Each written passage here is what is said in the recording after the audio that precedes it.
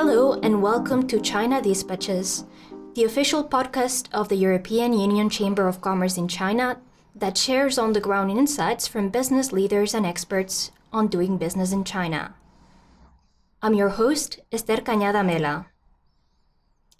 On 19th July, the European Union and China held the 9th EU-China High-Level Economic and Trade Dialogue, also known as the HED. European Commission Executive Vice President Valdis Dombrovskis and Chinese Vice Premier Liu He chaired the virtual meeting.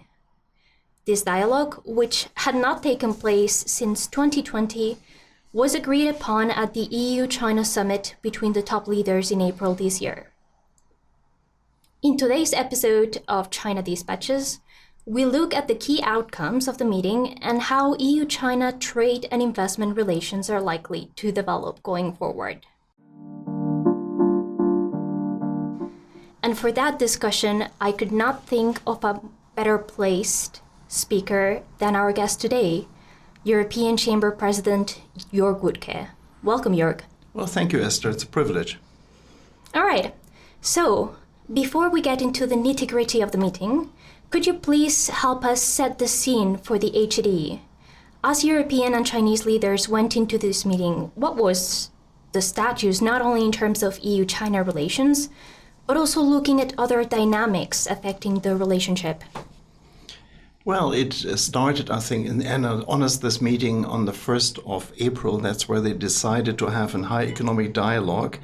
1st of April, of course, fittingly is Fool's Day, and it turned out to be a dialogue of the deaf, so that was not leaving a good mark. And of course, for China's fence-sitting on Ukraine didn't improve the situation, and then had a long time of finding the proper date. It took ages.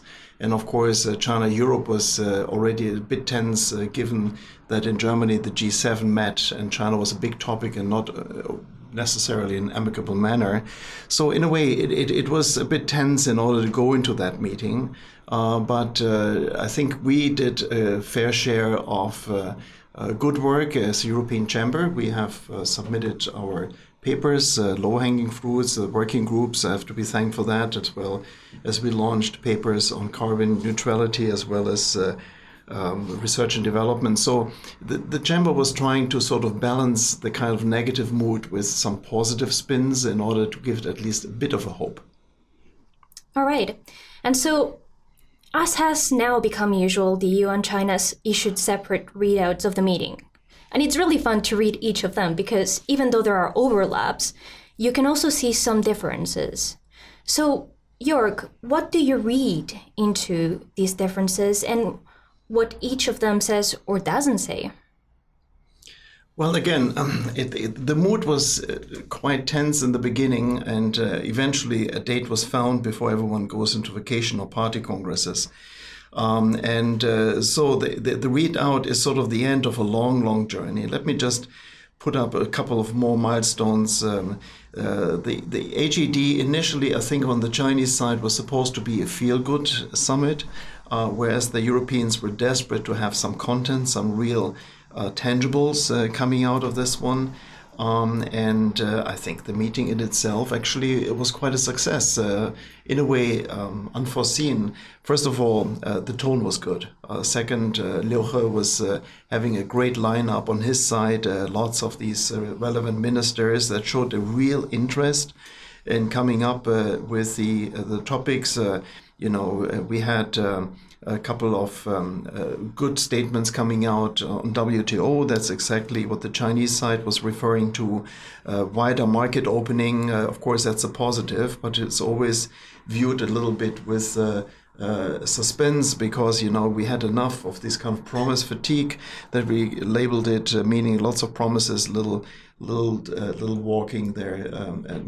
We basically, this time we had we will come to this in a minute, tangibles, which I think are really good, given how we went into that.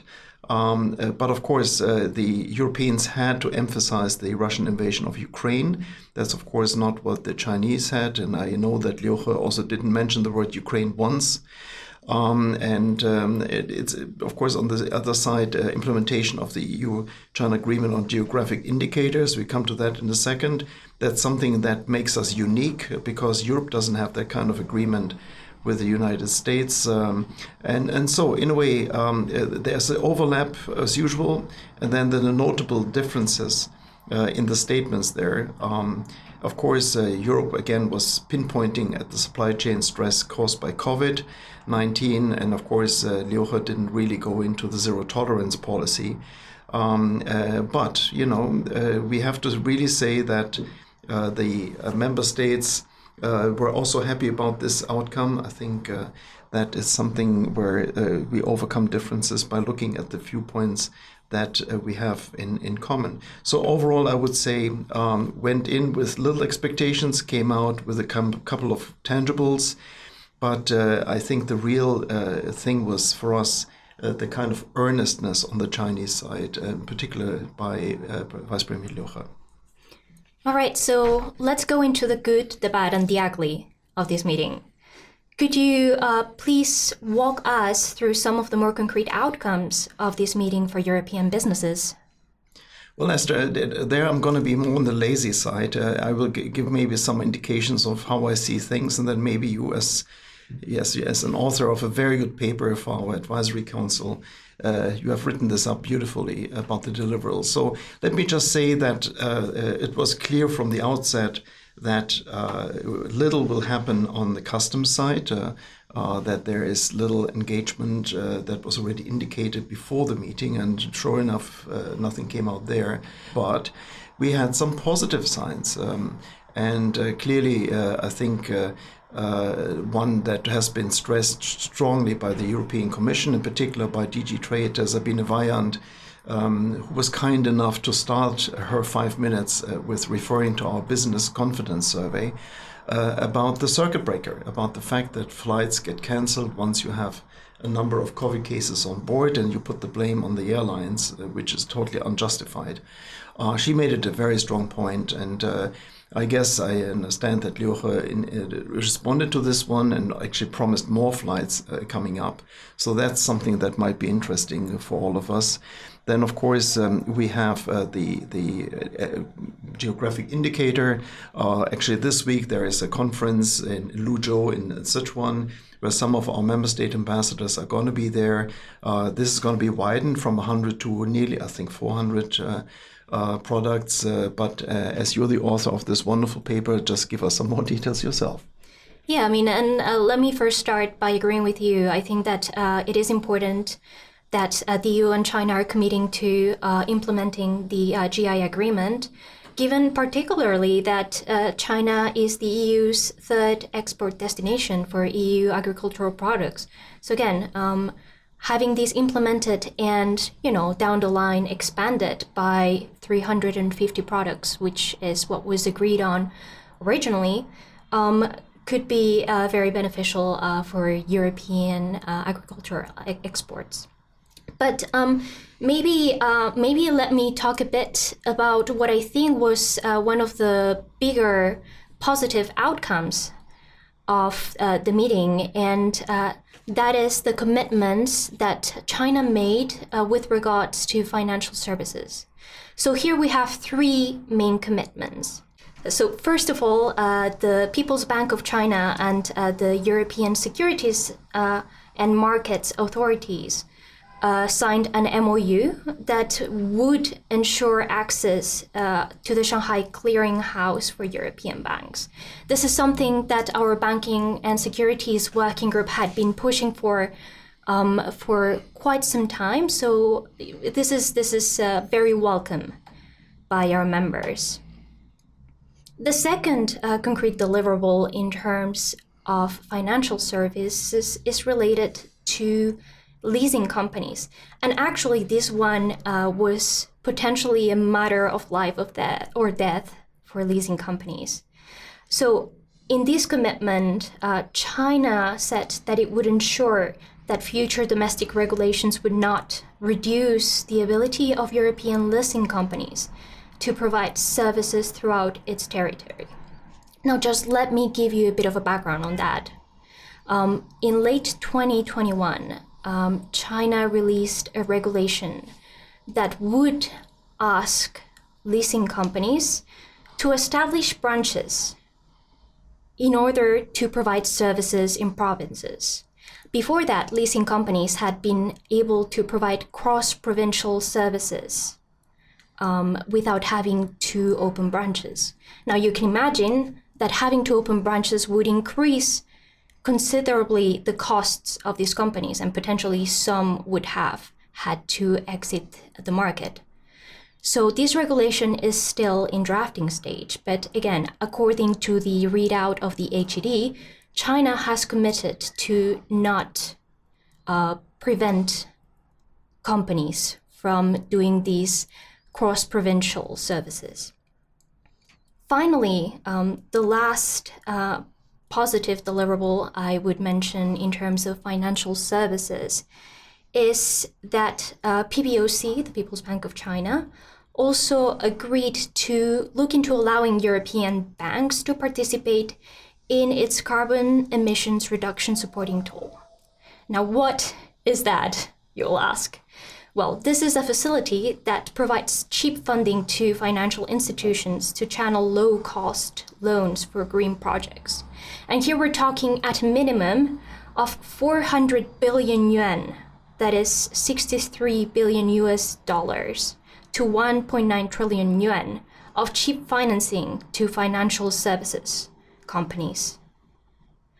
Before the HED, this facility had been open only to a very limited number of Chinese banks. So again, this could be very, very positive for our European banks. Well, let me just add that, of course, not on everything was agreed upon. Of course, Dombrovskis had to raise the issue of Lithuania, where there's economic coercion from the Chinese side by basically impacting inner domestic European supply chains. So there is no resolution inside. And then, of course, nobody talked about the comprehensive agreement on investment. So we have to assume that it remains in the deep freezer for a long period of time. And that might have basically now realized everyone that the kind of sanctions that were imposed on the European parliamentarians actually would be the first step in order to resolve this. And of course, the underlying reason for all these sanctions is, of course, the situation in Xinjiang that I guess will not be resolved anytime soon. So on the Kai, don't have your hopes up. I completely agree with you, Jörg. And I think that it says a lot that no mention of the agreement was made in the Chinese readout. You know, in the past, the Chinese side had kind of been trying to push for the Kai in their readouts, in their articles and media. So again, the fact that this was not mentioned, I think, shows that the Chinese have realized that this is not going to work as things stand now. And maybe I would add as well that although these are all very positive developments in terms of concrete deliverables, there are caveats to them. For instance, in terms of the three main outcomes for financial services, two of them are commitments. So we as the European Chamber and our members will have to monitor that these get actually implemented. Maybe moving forward, we have talked a bit about what the European expectations were coming into this meeting. But what about the Chinese? What were the Chinese expecting from this meeting? Well, definitely the Chinese companies are active in the European marketplace, not only as exporters, but also as investors. And of course, the whole notion about Europe building up a toolbox, which includes the international procurement instrument, foreign subsidy review, the carbon border adjustment mechanism, and other niceties is going to make some people in China certainly nervous. So they possibly were trying to figure out to what extent, as they would call it, Europe is turning protectionist. First of all, I guess it's very important to realize that all of these mechanisms in somewhat different fashion is already implemented in China. We have an international screening process. In Europe, China has a negative list, so that's already quality very different. I think Europe is well advised in order to actually make these new policies as WTO conformant as possible. It is all emphasizing the level playing field, in particular in the international procurement instrument, where European companies are losing out against Chinese SOEs in international biddings, meaning if you have a subway in Cairo and then all of a sudden your Chinese competitor comes in with a juicy little financing package, and of course it's very hard to win. And foreign subsidies, of course, that's something that it has to be addressed given state-owned enterprises, but frankly also we still have a number of subsidies in our European setting, so it cuts both ways. The banking is, of course, very important. The Chinese have raised an issue about Chinese banks getting incorporated in Europe. Turns out to be a minor matter, but still has to be addressed. And otherwise, if you want to see what actually Chinese companies are sort of faring and expecting in Europe, you just don't have to go far. But our sister organization, the Chinese European Chamber of Commerce in Brussels, actually had a very nice and decent position paper coming out last year in September, October. And there you can see that the concerns they have. Well, if you compare it with us, of course, it's very different. I think they have about 60, 70 pages, whereas we shine and sparkle with 430 pages. But it's something that I really welcome, that business is organizing themselves in the European market and advocating and lobbying, and not just coming out of diplomatic services from the Chinese embassy, for example. What the Chinese certainly are worried about, which of course was not raised in the HED, is the reputational risk, meaning that China's soft power is eroding very fast, and of course that means that many investment opportunities are more difficult to obtain by Chinese investors. They pay sometimes a premium because they happen to be Chinese, and companies only give away their assets if basically they put more money on the table. So in a way, I think Chinese are expecting a feel-good summit, but I guess they were rightfully pointing out their issues. Again, Liuhe made a very good point about this one, and let's see. I think it's always good to have someone with us in Brussels trying to figure out obstacles and borders and protectionist items. That's why I think it's good to have the Chinese on our side in order to actually make our home backyard more competitive. Yeah, I remember reading the position paper of the China Chamber of Commerce in the EU when it came out. And indeed, they were making some noises about these upgraded defensive toolbox that the EU was developing. And I mean, to that, I would have a couple of things to add, actually. So first of all, European institutional stakeholders have made it very clear that this toolbox is not directed only to Chinese companies. I mean, this applies to every company, basically, every country. And sometimes China tends to, be very focused on itself. This toolbox also aims to address imbalances caused by other countries.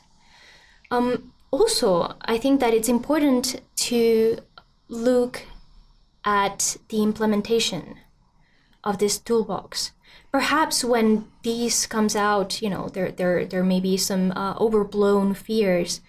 But just to give you an example, when the investment screening mechanism came out, also Chinese companies, the Chinese government were making a lot of noises about that and expressing their deep concern. 1 year after it came into force, the Commission published a report looking at how it had been implemented and looking at around 200 transactions that had been scrutinized.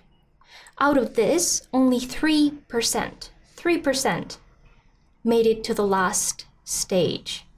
And that doesn't even mean that the investment was necessarily curtailed. It just meant that the Commission issued an opinion.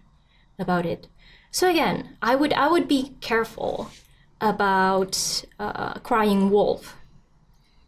Well, clearly, I mean, China is pinpointing at these issues and labeling it protectionist. But, you know, as they say in my country, Germany, if you point with one finger at someone, then three fingers point back to you. You know, China definitely is also concerned, and I think that actually triggered this more sympathetic, positive meeting, again, associated, of course, with Vice Premier Liu He, because they fear isolation. I mean, you can see that internationally, the US is driving the containment of China, and it's political and also economic kind of isolation that is being perceived in Beijing. And of course, the word that the chamber put on this and put out a great report in January last year was decoupling. And of course, that means that China has a valid reason in order to actually stay on good terms with Europe, also for the simple fact that actually is the largest market they have. And given the kind of lackluster consumption on the domestic scene, actually they're very happy that Europe actually buys left and right 20% more year on year every month. 1.3 billion euro and more basically being shipped to the European market. So in a way, China actually depends more on the European consumer than possibly wish to be so. So they better be on the good side of European in many ways. And of course, the other isolation on COVID, the kind of travel bans for our executives to come in, our teachers or family members, definitely students, but as well as their inability of order to travel themselves as dignitaries, as business people to Europe in order to conduct business. That has really changed and is a major concern, definitely in business cycles. But, you know, it doesn't mean that China stays away from kind of splitting up Europe. Again, around the HED, there was this idea raised by Hungary to restart 16+1, which has been rather dormant, which is very unlikely to happen anytime soon, given the kind of ill feelings many Eastern Europeans have towards China's fence-sitting on the Ukraine war. And of course, you had this very odd invitation that was floating around for the Spanish, Italian, French, and German leaders to come and visit China in the end of November, possibly around the Bali G20 summit, which turned out to be a hoax. But again, it showed that someone maybe was testing the market to see if the big four basically have an appetite, which would be terrible. Again, cherry picking in Europe, either 16+1 or the big four is not that we want. We want Europe to be speaking with one voice and appearing at one thing. So in a way, a good summit for China is important with Europe because also they're worried about the US and Europe closing ranks. Yeah, and speaking of our neighbors across the pond, what do you feel the US view was on the HED? Well, I wonder if they noticed, because as you pointed out, China is pretty much self-absorbed. Sometimes the word I coined for this one is big state autism. And I think three nations qualifies as China, Russia, and the United States. And Europe being more kind of a chorus of 27 rather than one region is certainly different in this respect. So did they notice this? I wonder, but certainly China was big on the agenda.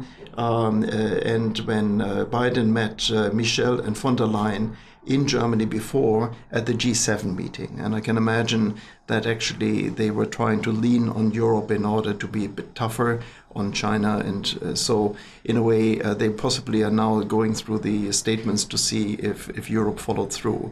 But otherwise, I think for the US, the kind of Yellen and Liu He meeting is far more important. So we are not that much on the radar.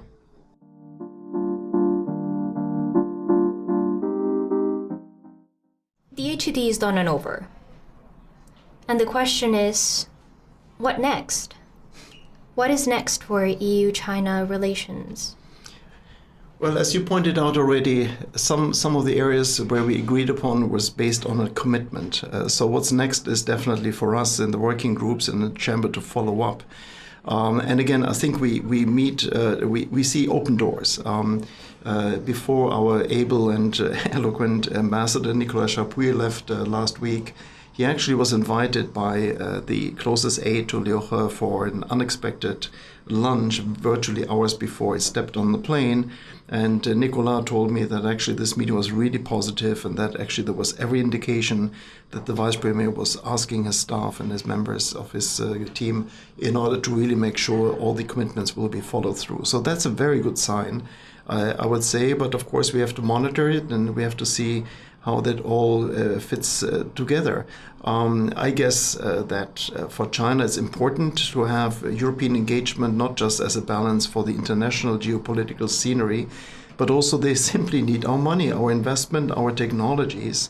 And because the economy really takes a hit. I mean, second quarter was bad. Third quarter is, stifled with all kinds of uncertainties. Where is going to be COVID next, after all? We have 250 million Chinese in lockdown or semi-lockdown conditions. And so they might actually want to have us here engaged in order to help to bring this economy forward. Not for nothing, you have a new slogan in the arena, which is called Unified Market, which I think is an attempt in order to knock down regional protectionism, which is a good thing. And from all the meetings that I had over the last weeks, including Prime Minister Li Keqiang as well as CCPIT Chairman Ren, every indication is that actually they are really consuming and reading our papers in great detail and try to derive policy out of this one. The carbon paper made a difference, I'm sure. Now it's very important that we get our position paper right, which we launch at the end of September. And there, then we have to get the spin right, and then have to follow through. So I guess the members all have to bring in their bit and share this kind of thing, not only in Beijing, but across all the chapters. So what's in there for China is basically stabilize the economy. We are in the whack-a-mole mode. The city goes down, the other opens up again. And that's certainly not conducive for a good economic development. So I think that all the chapters also should make their part in order to make sure that foreign business is relevant and useful for the local economy. Well, Jörg, I think it's very encouraging to hear you say that China actually still wants European investment and European technology. One would hope that they would also want European people, but perhaps that will be something that we will have to work on a bit more. It is my understanding that although DG Viant mentioned the issue of circuit breaker, and indeed there was a commitment from Liu He to increasing flights, I mean, circuit breaker will remain. So hopefully with a bit more push and convincing from European stakeholders, we will see something happening. As long as they put the blame on the consulates and Chinese embassies, because they have to verify these papers and not give the task to airlines that have no medical whatever in order to do this. It's a good thing. And, it's not just the circuit breaker, which I think would make a hell of a difference, not only for having a continuous, stable numbers of flights, because circuit breaker causes havoc. You book something and bang, it goes off. But also we have seen, I think last week or the week before, a summit by Timmermans, the Vice President of the European Commission, with Vice Premier Han Zhang on climate. So there is some detailed discussions going on. And Esther, you're going to work, I'm sure, on September Digital Summit. That's going to happen. That's going to be important in itself. So it's not that we just found one pearl, a little pearl there. It's hopefully going to be a string of pearls. It's very important in order to actually counter this kind of negative mood which is in the marketplace.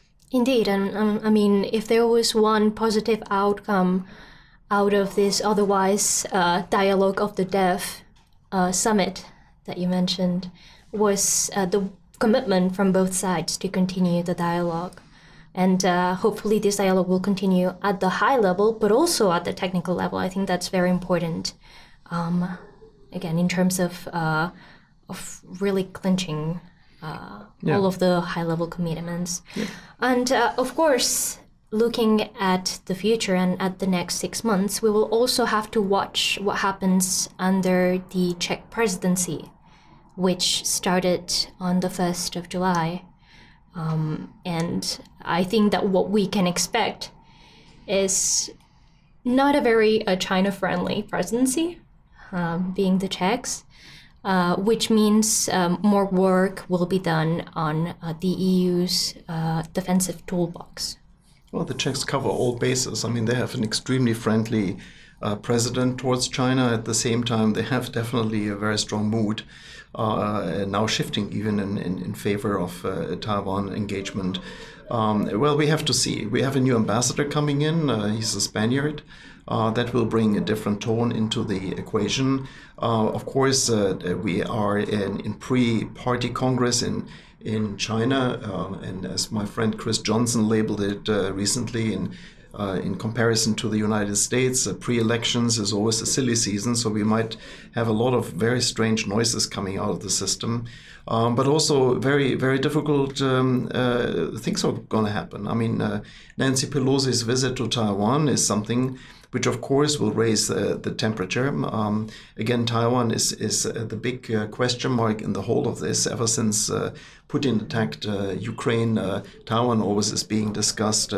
And I think that we should actually consider that the past policy ambiguity, meaning not really showing your cards, was actually a very good one. It served us very well. So I really resent this kind of poking in the face of the dragon, in the eyes of the dragon, in order to make a point. Sending big delegations to Taiwan, I think, is at this stage possibly ill-advised.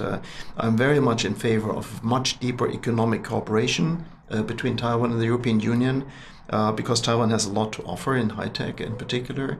But again, we have to see where the red lines are in Beijing, and unnecessarily provoking the dragon might not help anybody. So in a way, it might be a very hot summer and even a very hot fall, given all the policies looming at the horizon. Absolutely, Jörg. All right, so as we come closer to the end of this session, is there anything, any parting shots you would like to make for our audience? Well, Parting Shot is it's a wonderful book written by British diplomats. Whenever they leave their post, actually, they leave a letter behind for their successor, as well as for Whitehall, of course. And it's where they're trying to be brutally honest. Yeah, brutally honest. And after a certain period of time, the Brits actually have the courage in order to put them in a book. So you can actually read about it, what the British ambassador, I think 20 years ago, said about China when he was leaving. It certainly was not amusing for the Beijing government. But there they are. Brits are good at this. I would say that parting shot is we have to really find a way how to showcase what European business in China brings to the table, the benefits, numbers, case studies, as well as that we should showcase what European business in China actually brings as value to our home region. Otherwise, we end up in the discussion, why are you relocating jobs from Europe into China? Better diversify. I think it is very important in this kind of situation that we manage to get figures out and clear storylines. So I'm very eager in my last year as president of this organization to come up with a paper, hopefully in the first week of March, in order to do just that, to have the members telling us what their operations add as value in their headquarters, as well as that we are telling Chinese dignitaries so how much taxes we pay, what kind of technologies we bring, what kind of export European business does.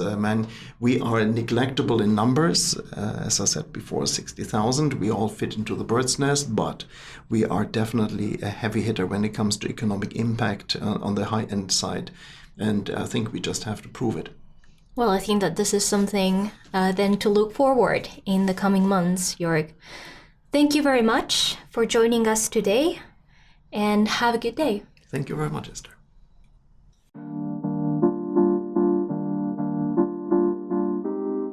If you like our podcast, please subscribe to our channel China Dispatches and share it on social media. Finally, I'd like to thank my colleague Gao Rei for the production work behind the scenes. I'm Ester Cañada Amela for China Dispatches. Thanks for listening.